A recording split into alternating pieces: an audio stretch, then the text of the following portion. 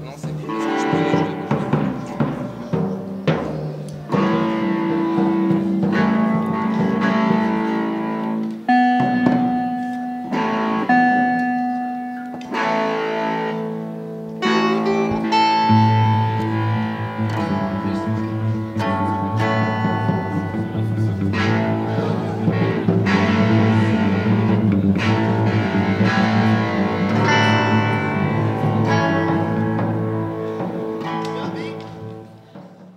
In 1988, Jad Fair had already logged 15 incredible years of being not just the king, but the King Kong of folk, of R&B, of soul, of blues, of rock and roll, of punk rock, of avant-garde, of noise.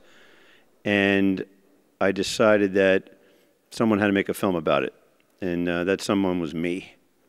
It was an incredible coincidence that two of my favorite, not just musicians, but also great artists, also just happened to collide and start collaborating together. That was not planned.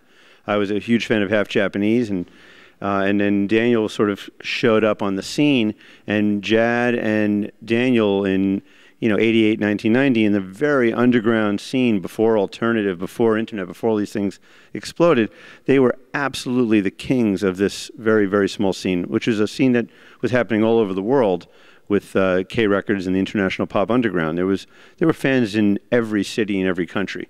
And this people, we would all communicate through fanzines. That's how we were all pen pals. And in that scene of tastemakers and pen pals, Jad and Daniel were very, very important artists. So it was just, it was amazing. And then when they made this incredible album together, which it's now titled It's Spooky, but it was originally just titled Jad Fair and Daniel Johnston. When that happened, that was really a miracle, because then you have my two favorite artists who ironically have almost the exact same voice. And if you listen to that record where they do duets together and sing harmony and choruses together, it's really something to hear them not only singing together, but playing together and composing together.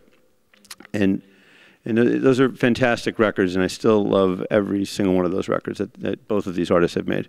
And It's Spooky was all recorded in 1 week's time. Well, recorded and mixed, because Daniel wanted me to do the entire mixing while he was at my house. And I suggested several times that I thought I would prefer to have more time mixing, but Daniel is right. I mean, yeah, I'm kind of surprised at times that Daniel is right as often as he is, because so often it's like he's not paying the slightest bit of attention, but he's right on it. Yeah, and they've written some incredible songs together, and it's been, to go back to your question, because obviously Jad and his brother David are in the Devil and Daniel Johnston, because obviously they're a huge part of Daniel's story. But Jad wrote great songs together with Daniel. Songs like Some Things Last a Long Time have now had a second life because of the Devil and Daniel Johnston, and Jad and Daniel wrote that together, which is, I think it's a masterpiece song.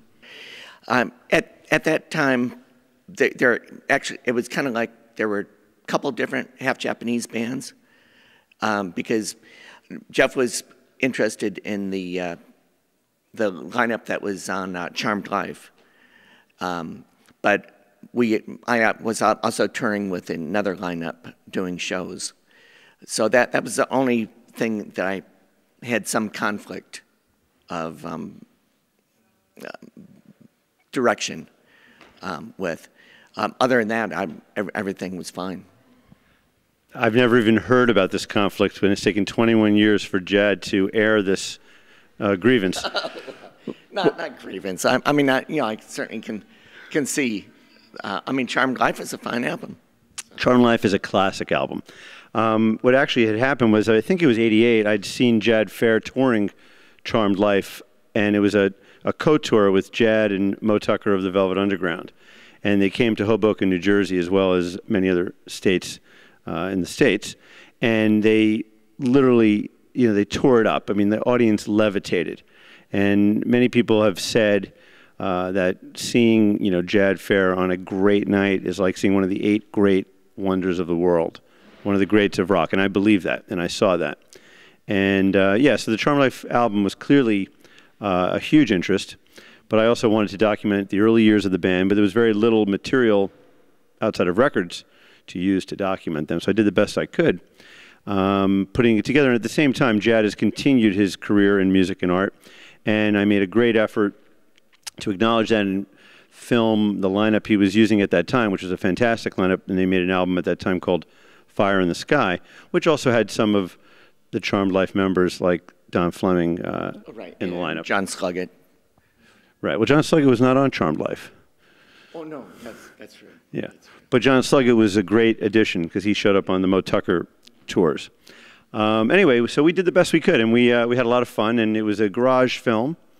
It was my first film, my first feature documentary, and we shot, we shot 16 millimeter, and I'm very proud of it this many years later, but I think it's a time capsule of its time. There weren't a lot of bands in the independent, underground, avant-garde world that were having feature-length films made about them back then. It was not economically feasible, and we pulled it off. Well, it probably still isn't very economically feasible, but yeah, it turned out real well. Well, Jad's right, because now they shoot on the camera you're shooting us with right now in 3D, this Canon 5D. We didn't have that back then. We had 60 millimeter cameras that Pennebaker and the Maisels used to shoot Dylan and the Rolling Stones and the Beatles. And I felt like Jad and Half Japanese deserved that kind of preservation. So when we see the film tonight, it's going to be really different for this audience to be taken back, before there was an internet.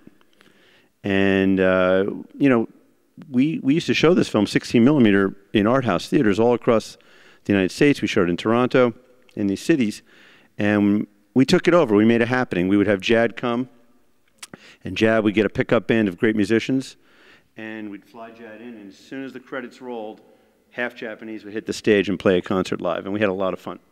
Oh, yeah.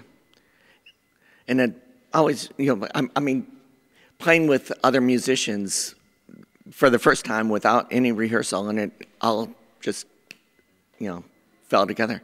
Yeah, there were magical shows in Los Angeles, Chicago, Toronto. Jad actually started a new band out of the pickup band out of Toronto. He was playing with some friends, Shadowy Men on a Shadowy Planet, and they started a new band called Phonocomb.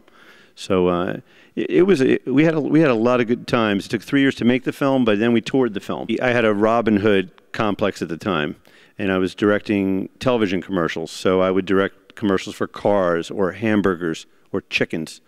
And I would take that money, and I wanted to make some art out of it. And it wasn't a lot of money. It was probably about $75,000 US at the time.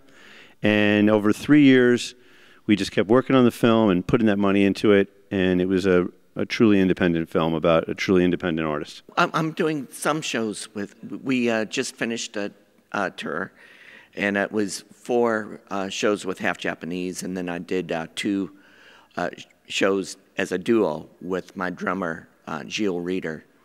And I also had a art exhibition in Nice. I'm sure I could tune a guitar, but I choose not to. I mean, there's so many guitar players that do that. There's no need for me to do that. I mean, it's kind of like, well, I like ice cream, but there's no need for me to make ice cream if somebody else makes it and it tastes good. And it's the same with guitars. Yeah. Well, nobody plays guitar like Jad Fair, and it's very tough to have a signature style, and Jad Fair has a signature style. When you hear Jimi Hendrix, you're like, oh, that's Jimi Hendrix guitar solo. Oh, that's Jimmy Page. I hear that. When I hear a Jad Fair guitar solo, I know instantly that that's Jad Fair. Yeah, I mean, you're not going to say, is that Jad Fair or Eric Clapton? You're not going to say that? No, I wouldn't say that. Well, I don't like Eric Clapton at all. Okay. I mean, I never liked Eric Clapton. That's a real sore spot for me. Okay. I've always liked you so much more than Eric Clapton. Well, thank you.